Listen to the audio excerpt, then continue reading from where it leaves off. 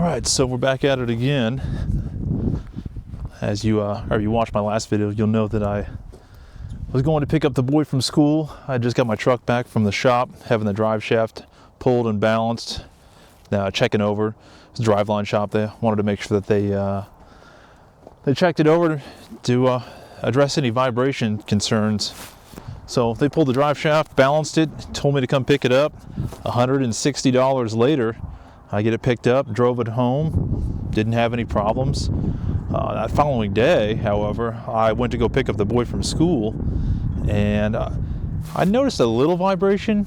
It wasn't something that was terribly concerning, but I got about 10 miles down the road, and then something felt a little odd.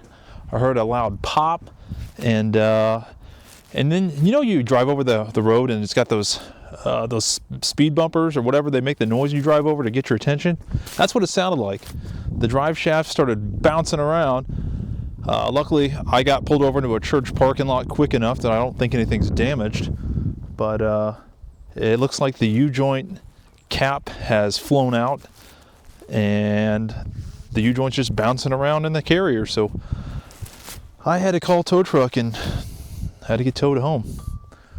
I called the shop that did the work. It was right at 5 o'clock, so I'm sure they were probably looking to close.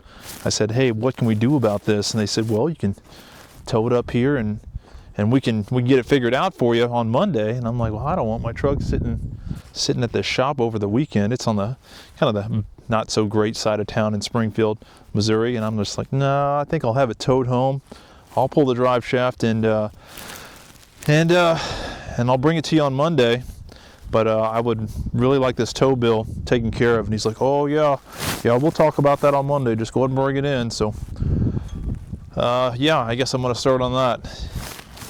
Unfortunately, last night the weather got down to like, I think 8 degrees. It's super freaking cold, so I waited till about noon. I'm out here and it's noon now. And I think we're just at 32 degrees. And I really don't want to be laying under this truck messing with some cold metal, but I'm gonna do it because I really don't have another option. I think tomorrow the high is gonna be 24. Sweet. All right, so let's get under here and see if anything's super damaged. I had the tow truck just back it in and drop it off in my driveway the other night. It was dark. You see the drive shaft's all nice and pretty, painted black. Yeah. Yeah. Looks like that side's got the cap in, it just pulled out. This side though, yeah, that side's not looking too hot. So I guess I'm gonna go grab some tools. Looks like there's a couple of six point bolts. Pop that out and we'll slide her out. And the transfer case looks a little colored, so I'm sure that's leaking a smidge, as I can see up here. It's a little wet up there too, so I bet that back seal's slinging a little bit, so I probably ought to check the level of that as well. But yeah, I'll go ahead and pull this drive shaft out. I'm probably gonna need a wrench. We'll see. This is annoying. All right, so I got a couple wrenches. Let's see how they did getting everything nice and tight. Oh, that one's not terrible. Oh yeah, it's definitely cold out here. Not a huge fan of working in the cold weather, especially if it's below freezing. I used to shovel snow. You called in working at this landscape company, they'd call me 2, 3 in the morning. Hey, you need to go out and get this place shoveled, get it ready for the morning. I used to hate getting those calls. All right, there's one bolt. I'm gonna double wrench this guy. Get some more leverage on it. Yeah, that's tight. Nice and tight. Good job, guys. But yeah, this is not what I wanted to do on my Sunday morning. Not what I wanted to do at all. Usually when I take things to a shop, I take it because I can't figure it out or it's something I don't want to do. Most of the time I'm cheap and just try to do things myself, but this is one of those things that I couldn't do myself. I could have took the drive shaft out myself and took it up to the shop and had it balanced, but I just kind of assumed that it didn't need it. And the truck has it's just about to turn 182,000 miles on it. It's a 19-year-old Dodge Ram, 5.9 with the Cummins. It's been pretty reliable. I mean, I think I bought it at 139,000 about 2.5 years ago, and it's been my truck ever since. I had a 6-liter Cat Eye Chevy, 2006, and I had that for a while, but I wanted a little bit more reliability, pulling heavier loads, a little better mileage. That Chevy used to get like 10 miles a gallon, and this, while it's not great, because the fuel costs a little bit more, but it gets like loaded about 12, unloaded, no trailer, I get about 15, and I don't even think that's super great. I mean, I used to have a 6.7 Dodge Ram in 08. It was 2-wheel drive versus this is 4-wheel drive. It used to get, I clocked it at 18 to 22, and I thought, man, that's really good. So I was thinking this would probably get better mileage than that, since it was a smaller engine, but that, unfortunately, is not the case. All right, last bolt. Let's see. My fingers are already freezing. Jesus Christ. This is where you bust your hands, I can tell you. God, Jesus. They definitely didn't skimp on that. I can see the needle bearings falling out of the one cup. They're just sitting on the front of this one U-joint. Well, I guess that's kind of expected. I was going probably about 60 miles an hour when this thing let go. That was awesome. Let's see, can I get it by hand? Probably not. My hands are freezing. So yeah, this thing was probably just beating itself up, and this unit here was just getting all beat up and crazy. But I mean, it could have been worse. The drive shaft could have got loose and started beating the bottom side of the truck all crazy. You know, or you could pogo stick. That would be awful. I think I pulled over. I only drove it maybe 1/3 of a mile down the road with it vibrating like crazy before I found a parking lot I could get into. And luckily, I got it home within an hour. All right, let's see. I'm probably going to need a pry bar or a hammer. Yeah, I'm going to go grab a pry bar.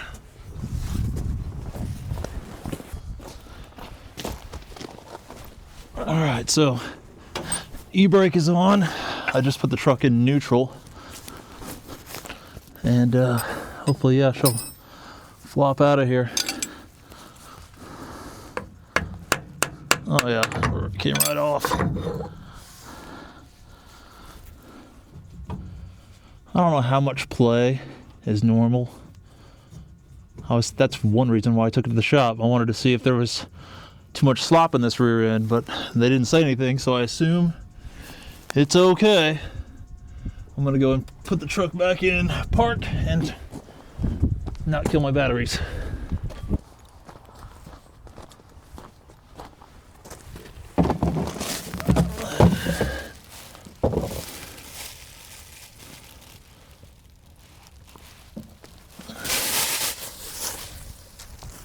Alright, so I got a plastic bag that's now in front of my camera.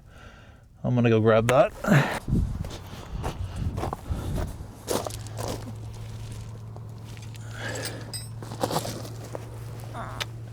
Alright, so let's go ahead and pull this drive shaft out, and any fluid that falls down will hopefully fall in this catch pan.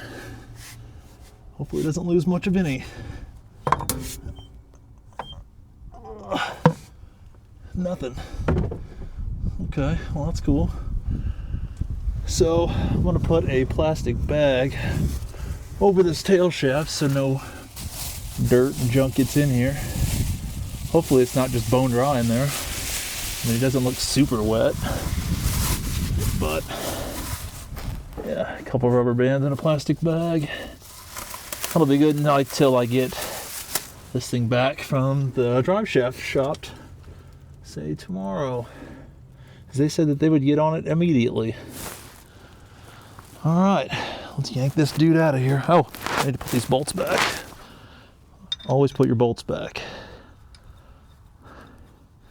As if you don't, you might lose them. And that would suck.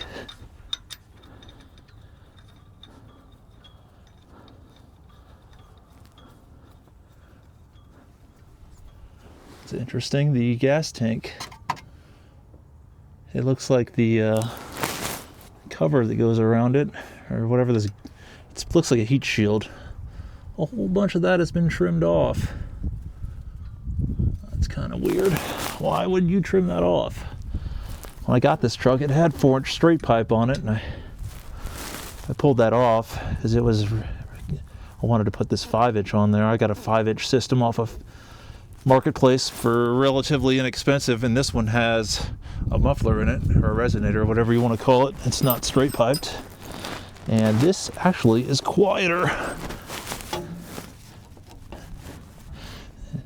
It's actually quieter than the 4-inch straight pipe, being bigger pipe. So note to self, 5-inch with a muffler is definitely quieter than straight pipe, even if the pipe is bigger.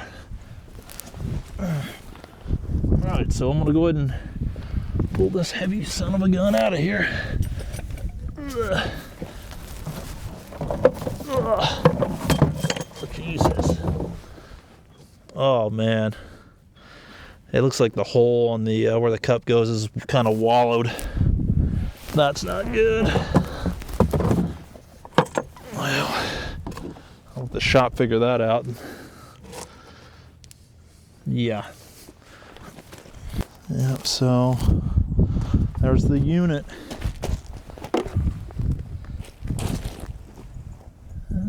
It may not be wallowed, I don't know.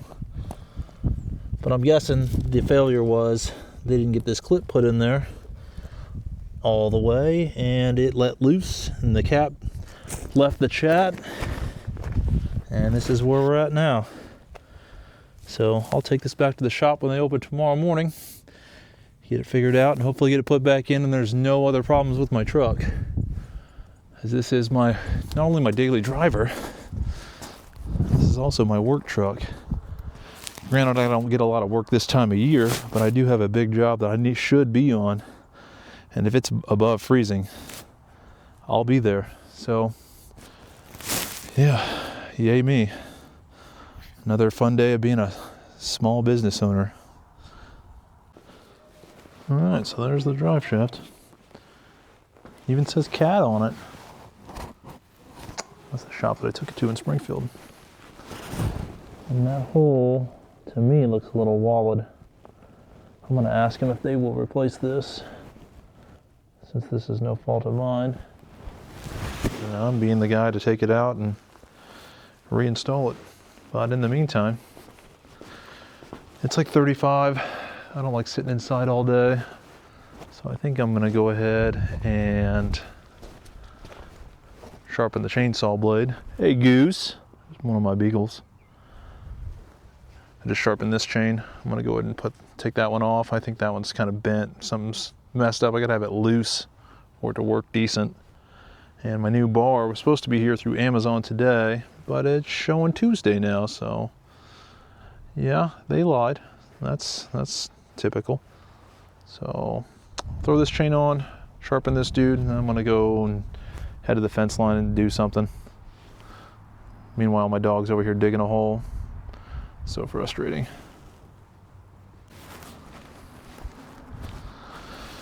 So you gotta love the toolless DeWalt. Just loosen it up with this, pop her off.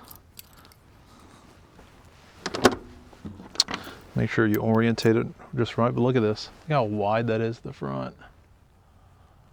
I don't think that's good. I flattened it out once in my shop press, and it did it again. So I imagine it's happening because I'm probably hitting the fence and it's locking it up. It's not really made for that, so probably a fault of mine. The new bar is like less than 20 bucks on Amazon for an off-brand, so whatever. And this one you can flip over. I wonder if we should try that. I have not flipped it over before. It's like the hole's full of shit. I don't really want to do that. I don't know. Let's just put it back the way it was. I know that it works that way. Get her all tightened up. And then slap this guy on. I've used Stihl in the past. My Craftsman, I even have a Craftsman one. You got to use their little special wrench to tighten the chain, and while that is functional and it's probably been the way it's been done for years, this is easier. Slap a battery in and get her tensioned. Loose, tight. That's still extremely loose.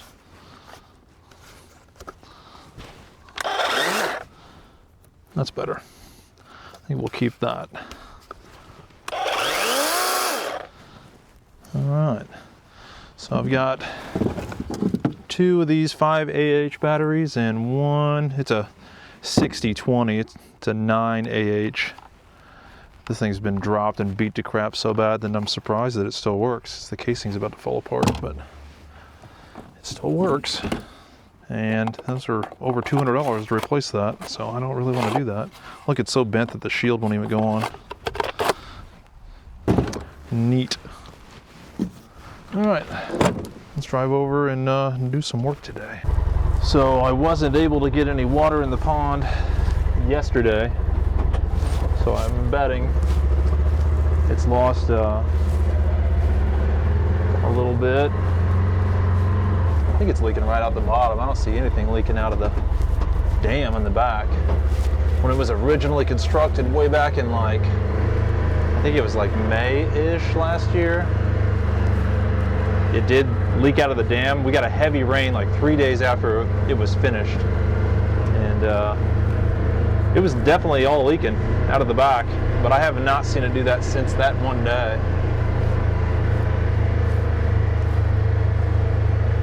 I judge it because there's a rock. There's a couple rocks right over there. And the one that's almost completely underwater, I judged off of that one.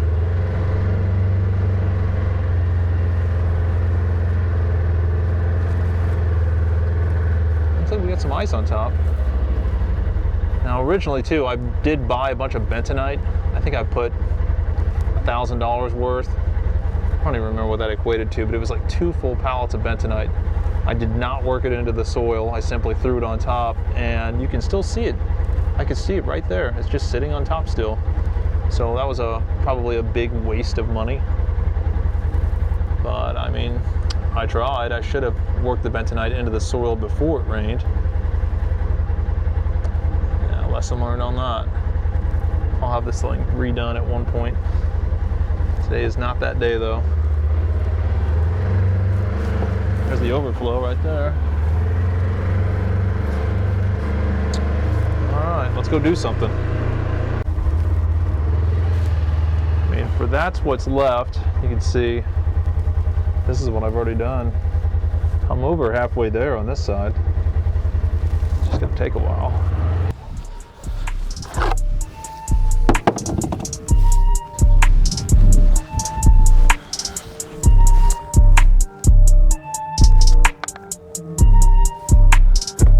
A little low on bar oil.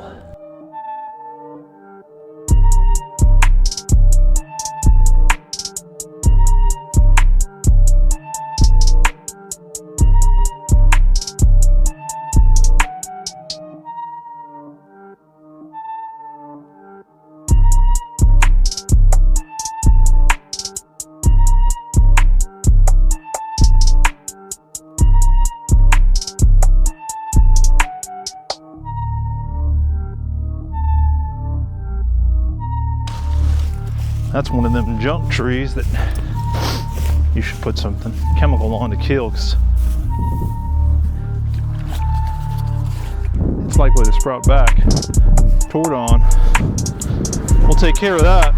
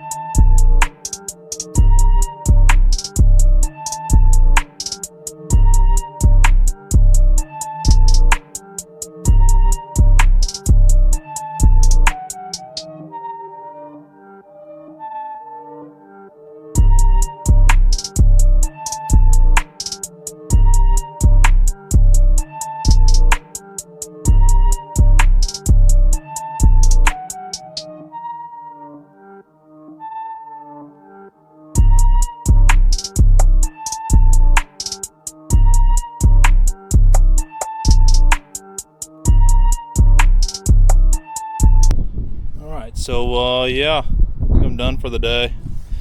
I just weed whacking with this dude, and you can see I hit some big stuff, and that blade is a little tore up. The carburetor's a little unhappy.